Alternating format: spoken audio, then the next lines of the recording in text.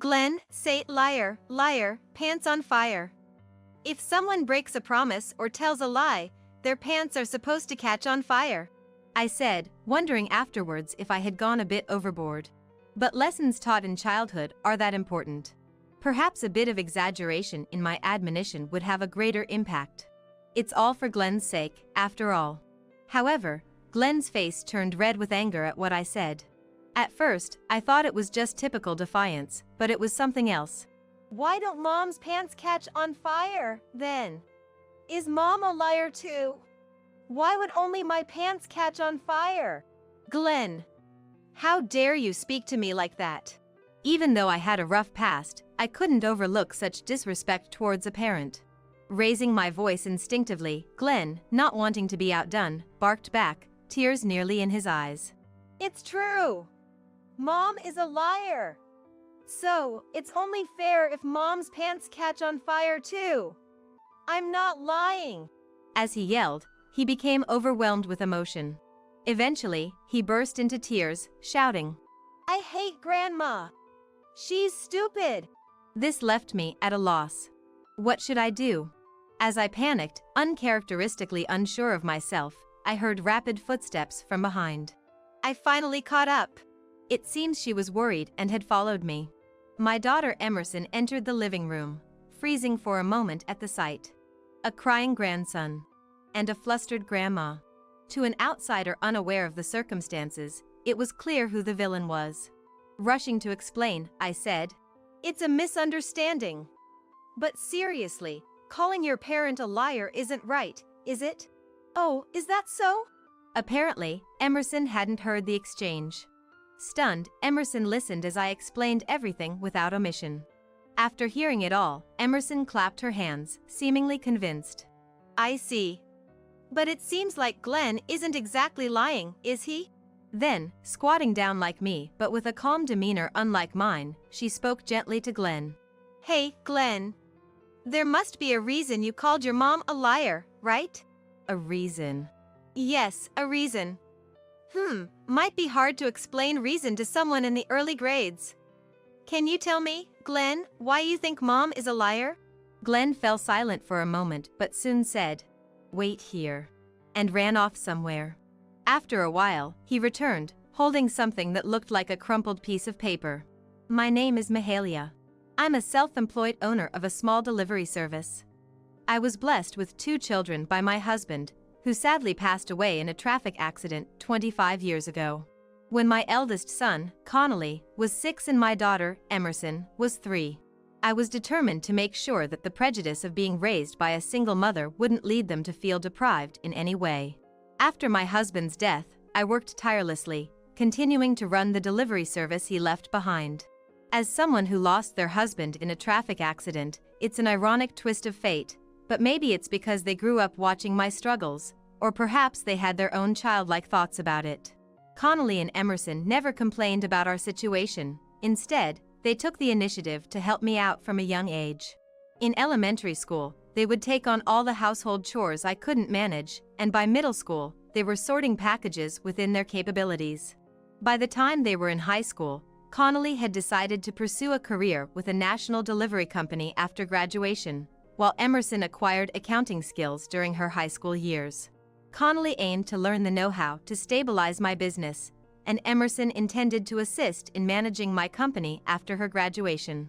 Honestly, as a parent, I had hoped they would graduate from college and pursue their futures without worrying about my circumstances.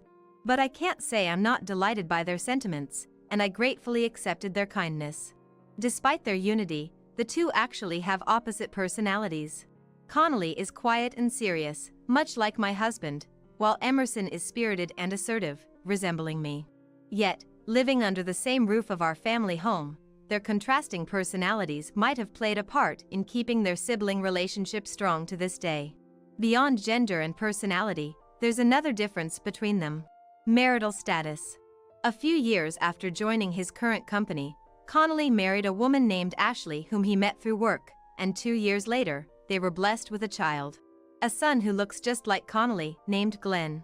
With the whole family living in the family home, Ashley moved in with us from the beginning of her marriage, and the arrival of Glenn made our home even livelier. Ashley, now a part of our family, is a reserved and considerate woman, a stark contrast to myself and Emerson. This difference initially caused quite a bit of confusion. It would be more accurate to say I didn't know how to interact with her. However, that feeling of awkwardness quickly dissipated because she took initiative in household chores and worked hard.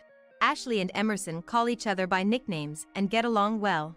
I secretly hoped Emerson would start to desire marriage after seeing her brother's marriage and the birth of her nephew, but I remember her contradictory statement while bouncing little Glenn on her knee. Maybe marriage isn't for me. Our life seems better suited to working, and besides, I don't know how to deal with kids. Even though she says she doesn't know how to interact with them, the fact remains that Emerson takes care of Glenn whenever Ashley or I are busy, and Glenn is particularly fond of Emerson. Our family, seemingly without troubles and with good relationships, appeared to be sailing smoothly. However, none of us, except perhaps the person who caused it, could have imagined that cracks would begin to appear in our peace. It was around the time Glenn started elementary school. Suddenly, Ashley expressed a desire to return to work. Probably, she planned to go back once Glenn, who had been a toddler requiring constant attention, became a somewhat more independent elementary school student. Both Emerson and I, being work-oriented, understood her desire to work. We sent her off with our blessings. Initially, I thought she would opt for a part-time job, but Ashley chose full-time employment. Moreover, her hours were irregular, sometimes returning late at night or early in the morning. Ashley had been the one to take the lead on household chores, but with her working, Emerson and I had to take over those responsibilities. Especially for me, having more free time compared to when I was raising children, I took the initiative in taking care of Glenn. I wonder if Ashley is okay.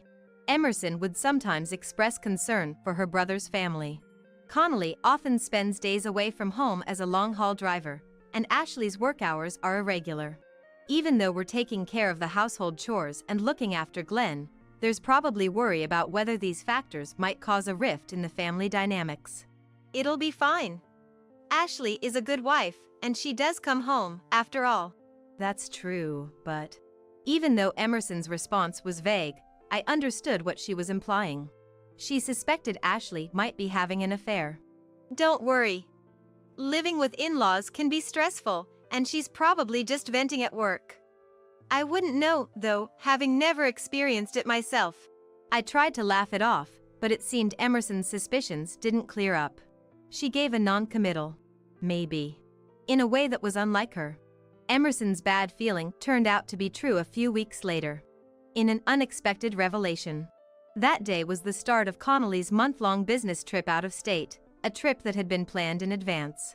Coincidentally, Ashley also had a work trip scheduled for 2 nights and 3 days starting the same day. Emerson was openly suspicious, but I thought it was just a coincidence and didn't worry too much about it. In fact, I was more concerned about Glenn, since it was the first time both parents would be gone for such a long period.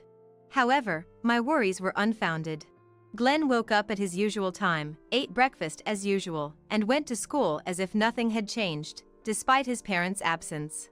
He would come home, throw his bag down, and then go out to play with friends until the evening, maintaining his usual routine. Just as I was feeling relieved about this, something odd happened. I find this strange. I noticed it while preparing dinner. There was something slightly off about the contents of the refrigerator. Something is missing. I looked around and realized what it was. There was only one pudding left from the ones we received from a client the day before yesterday. When I put them in the fridge, I told Emerson and Glenn. 2 each, but you can only have 1 during snack time each day. Despite this, of the 8 puddings we chilled, only 1 remained. Since Emerson, Glenn, and I each had ours during snack time yesterday and today, the 2 that were supposed to be left were for Ashley. It's worth mentioning that Connolly, who dislikes sweets and wasn't counted due to the expiration date issue, wasn't considered in this equation. Mom? What's going on? You're leaving the fridge open. That's a waste of electricity, isn't it? Just then, Emerson appeared in the kitchen. A secret thought crossed my mind, something like the criminal always returns to the scene of the crime, a cliché from detective dramas. Given Emerson's demeanor, it seemed unlikely she was the culprit. If she were, she'd better pursue a career in acting rather than accounting. Just checking something. But this didn't fully clear Emerson of suspicion. Yet, feeling somewhat like a detective myself, I couldn't show my hand just yet and closed the fridge as if nothing had happened. Watching her mother's behavior with suspicion, Emerson uttered a disinterested, "Huh," as if she had lost interest. Likely she had come for a drink in the first place. She opened the fridge door that had just been closed. But she seemed to notice the oddity too and quickly closed it again. "Hey, Mom. Did you by any chance eat Ashley's pudding?" "Of course not." I raised my voice, forgetting for a moment that I had even suspected Emerson. With her eyebrows furrowed, Emerson seemed to have only meant it as a check. "No need to get so defensive. I was just asking." "Right, sorry. But that means..." This behavior suggested Emerson likely wasn't our culprit. That left only one possible suspect. At that moment, I felt a gaze on me. Turning around, there was Glenn, peeking out from behind something. Politely enough, he had a bit of pudding residue at the corner of his mouth, which hadn't been there when snack time ended. Our eyes met. As soon as our gazes crossed, Glenn dashed off like a scared rabbit. Convinced I had found the perpetrator, I immediately gave chase. "Hey, Glenn! Wait up!" What ensued was a chase. But it was ultimately a child against an adult. Soon, the little escapee was cornered in a corner of the living room. "Glenn, don't you have something to say before you try to run?" Glenn was silent, looking for an escape but finding none. "Glenn, you ate Mom's pudding, didn't you?" "I did not," he denied fervently, unaware of the incontrovertible evidence on his face. "Don't lie. You've got pudding on your mouth." In a panic, he tried to wipe away the evidence. Such honest reactions are, perhaps, characteristic of children. But that didn't mean it was excusable. I squatted down to look Glenn in the eye, making as scary a face as possible without making him cry, and admonished him. "Glenn, say liar, liar, pants on fire. If you break promises or tell lies, everyone's pants will catch on fire," I said, thinking afterwards maybe I had gone a bit too far. But I've heard that lessons in childhood are important. Perhaps a bit of exaggeration might have a bigger impact. It's all for Glenn's sake. However, for some reason, Glenn's face turned red with anger. I thought it was just typical defiance at first, but it wasn't. "Then why don't Mom's pants catch on fire? Is Mom a liar too? Why should only my pants catch on fire?" "Glenn, how dare you speak to your parent like that?" Even for someone with my past, I couldn't overlook such disrespect towards a parent. Raising my voice unintentionally, Glenn, not wanting to be outdone, barked back with tears nearly in his eyes. "It's true. Mom is a liar. So, it only makes sense if Mom's pants catch on fire too. I'm not lying." As he yelled, he became overwhelmed with emotion. Eventually, he burst into tears, shouting, "I hate Grandma. She's stupid. Look what you've done, Mom. You've made Glenn cry." It seems Emerson was concerned and had followed. Entering the living room with a teasing tone, Emerson caught up. "It's a misunderstanding. But really, calling your parent a liar isn't exactly nice, is it?" "True. But it seems like Glenn isn't exactly lying either, is he?" Squatting down like me, but in a calmer manner, she gently addressed Glenn. "Hey, Glenn. There must be a reason you called Ashley Mom a liar, right?" "A reason?" "Yes, a reason." Might be hard to explain reason to someone in the early grades. Can you tell us, Glenn, why you think Mom is a liar, to me or Grandma?"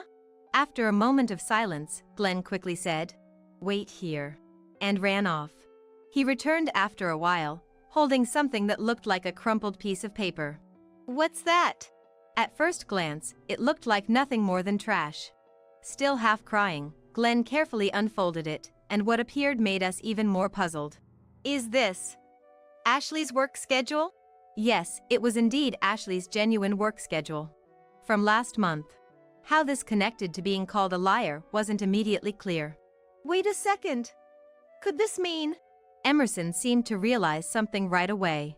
And Glenn, understanding that his message had been conveyed, nodded vigorously several times. Mom, these red days marked off were when you said you were going to work. These are days off, right? Days off mean no work, right? That's right. You figured it out, Glenn. Emerson hugged a still nearly tearful Glenn tightly. Calmed by the embrace, Glenn smiled slightly in her arms. I stood there, stunned, as if left behind. No, maybe my brain was refusing to comprehend. Continuing over Emerson's shoulder, Glenn spoke. Grandma, I'm not lying, okay? Sometimes Mom talks on the phone with someone I don't know and then goes out to meet them. I overheard it. Even this business trip, she packed her bag with lots of pretty clothes and seemed really excited. Mom, this. Damn, just as Emerson predicted. I guess I still have a lot to learn. Frustrated, I instinctively cradled my head in my hands. Having taken over as the manager in place of my husband and determined not to be underestimated because I'm a woman, I thought I had honed my ability to judge people over decades. But it seems Ashley was the clever one this time. Even if Ashley is having an affair as Glenn suggests, there's honestly nothing we can do about it now. The only evidence we have is the word of young Glenn. If it's chalked up to a child's misunderstanding, that's the end of it. Without definitive evidence that leaves no room for denial, they could easily slip away. And if we're wrong, they might hide their tracks even more cleverly from now on. As I pondered what to do, Emerson's phone rang. Emerson, your phone. It's okay. That sound means I got a message. But excuse me for a sec. After lightly patting Glenn on the back, she stood up. Pulling out her mobile phone from her pocket, it seemed to be good news for Emerson. A sly smile crossed her face. What's with that creepy grin? Looks like our prey got caught in the net. She displayed a grin not suitable for a child to see but ensured Glenn couldn't see the mobile phone's screen. She turned towards me. Again, I found myself cradling my head. Emerson, when did you start planning this? Well, when indeed. But more importantly, Mom, call bro. Ask him to come back as soon as possible, before Ashley returns. Yeah. You sure are demanding. Sighing for what felt like the umpteenth time, I activated my mobile phone. It felt wrong to disturb work for this, but it was a crisis for my son's family. Shaking off the hesitation, I dialed Connolly's number. That night, an unseasonably heavy rain poured down as if foreshadowing the difficult times ahead. Occasional thunder rumbled in the distance, and every time it sounded, Connolly alternately looked towards the ceiling, accurately the door leading to the upstairs hallway and stairs. Glenn was supposed to be sleeping in his room upstairs. He was probably worried that Glenn might be scared of the thunder. The glances towards the hallway were surely out of concern for Ashley's safety, who was due to return today. Maybe I should go pick her up. This conversation was repeated several times. With the heavy rain, there was concern that buses might be halted. Too severe for her to make it back on her own. Driven by such concerns, Connolly repeatedly tried to go to the nearest bus stop to pick up Ashley. But Emerson and I desperately stopped him. If you go to pick her up now, everything will be over. Plus, if Ashley was really in trouble, she'd at least send a message, I argued. Exactly. Bro, why did you rush back from work if not for this? Emerson added. It's not like I abandoned anything. I made sure to finish up what I could before coming back, Connolly defended himself. This exchange was repeated numerous times. Amidst the sound of the rain, it seemed like we heard the front door unlocking. Instantly, the three of us fell silent. Listening closely, the sound of the door opening was followed immediately by Ashley's voice saying, I'm home. Emerson signaled with her eyes. I'll go. Pretending to be the concerned sister rushing out to greet Ashley, who had returned in the heavy downpour. Welcome back, Ashley. You're soaked, aren't you? Here, take this towel. Thanks, Emerson. I thought I'd be okay, but my umbrella didn't help much. My carry-on got wet too. Can I just leave it in the entrance for now? No problem. If we prioritize the carry-on and you catch a cold, I'll get scolded by bro. Laughter was heard. It hardly sounded like a conversation between those about to confront and be confronted. Connolly next to me still looked anxious. I had briefly explained the situation over the phone at that time, and Emerson had shown him the thing she had obtained. So, he should know what's about to happen. But understandably, he was anxious. Their voices, almost mocking Connolly's state of mind, approached the living room. As the door connecting the hallway and the living room opened. Hello! Welcome back, Ashley. Welcome back, Mom. We greeted Ashley as neutrally as possible, trying to hide any emotion in our voices. Perhaps surprised by my presence and Connolly, who wasn't supposed to be back yet. Her face stiffened in shock. But soon, she put on a forced smile. I'm back, Mahalia. Wow, this rain is terrible. Did Connolly come back because of the rain, too? Ashley acted as if nothing was amiss, unaware that everyone else knew everything. Ashley, there's something I need to confirm. You were on a business trip, right? Ashley's hand, holding the towel, paused momentarily, but then resumed. What are you talking about, Connolly? Are you and Mahalia possibly misunderstanding me for cheating? She waved her hand in denial, pretending nothing happened. Unable to tolerate such obvious acting any longer, Emerson behind Ashley presented her mobile phone. Can you still keep up this act after seeing this, Ashley? Ashley's face turned pale. Displayed was a single image. Though taken from a distance and likely zoomed in, the quality was clear thanks to modern technology. It unmistakably showed Ashley arm in arm with an unfamiliar man, looking intimate. Sorry, but something was off with your behavior, Ashley, so I asked someone from another delivery service to keep an eye out. You said you didn't have any brothers, right? Even if that was your dad, he looks way too young and nothing like you. So, Ashley, who is this man? Who? He's a colleague from work. A colleague? Do married people these days link arms with their colleagues and do this and that? With deliberate exaggeration, ensuring Ashley couldn't escape, Emerson started sliding through the photos one after another. What appeared next were scenes of the two walking through bustling streets, looking very much like a couple.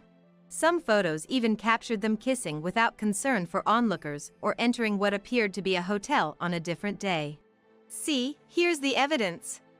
Wouldn't it be better to just come clean? Emerson pressed Ashley with a look that seemed devilishly delighted at having found her toy. I couldn't help but wonder whom she had taken after at that moment. Shut up, you single woman! With those harsh words, Ashley shrugged off Emerson's arm.